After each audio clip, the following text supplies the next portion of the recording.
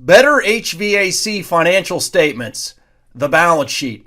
Hi, this is Josh Horn of Horn Valuation. I help owners build, value, and sell their business.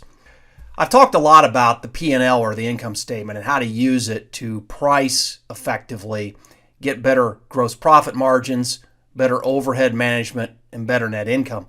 I'm going to talk about the balance sheet today, which I would consider actually to be the second most important financial statement.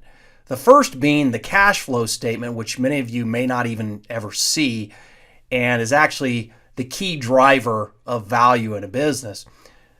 We're going to talk about the second one today, the balance sheet, which is the assets, the liabilities, and the equity of your HVAC company.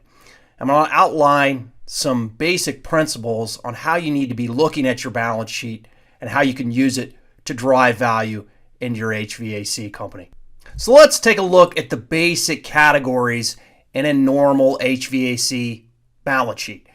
Yours may look a little different from this, but probably it's very close. You probably have cash. You probably have accounts receivable from customers. That is what customers owe you. You probably have an account for inventory. You probably have an account for fixed assets. That includes the equipment that you run on the road as well as computers and things like that. Probably have an accounts payable balance. That is what you owe your vendors. Current liabilities, which could include a line of credit, payroll liabilities, things like that. Long-term debt, if you have any of that. Retained earnings are the earnings plowed back into the business. Net income from your P&L, which flows into this. And possibly some dividends, which is going to be a reduction in the equity of the business if you've taken any dividends out. So why does this matter? One thing I want to make sure you understand right out of the gate is if the balance sheet is wrong, your P&L is wrong. Now let me repeat that. If your balance sheet is wrong, your P&L will be wrong too. And that's why if you have internal accountants, external accountants, whoever you're working with, maybe both, they need to be auditing, so to speak, through the balance sheet first.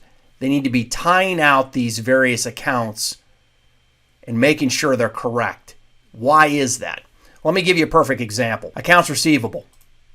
Let's say of that $145,800, we drill down into that and find out that $45,000 is over 90 days past due, that customers in bankruptcy, they can't pay us. What does that mean? Well, that means our net income after taxes isn't 90, it's 45,000. And more importantly, that $45,000, we're never going to see it up here in cash, which means we can't use it for payroll, we can't use it to pay vendors, all those kinds of things. So that's why this has to be right. And it really, ideally, needs to be tied out at least once a month, each of these accounts. I see a lot of businesses, what they do is they spend an extraordinary amount of time looking at the P&L. Is this in the widget expense or the boxes expense or whatever it is? And that's just moving from P&L accounts from one to the other. That's just one account change to another within the P&L. It doesn't change anything on the bottom line. This, however, will. And a lot of times what I see is the mistakes here are big mistakes over on the P&L. Secondly, cash gets trapped here. So you can actually be earning a profit, net income, and still be wondering, where's my cash? This is one of the primary reasons, is because it gets trapped here. The accounts receivable is an example. If you're doing a poor job collecting from customers, that cash is trapped here in accounts receivable. Let's say the inventory balance starts to balloon up.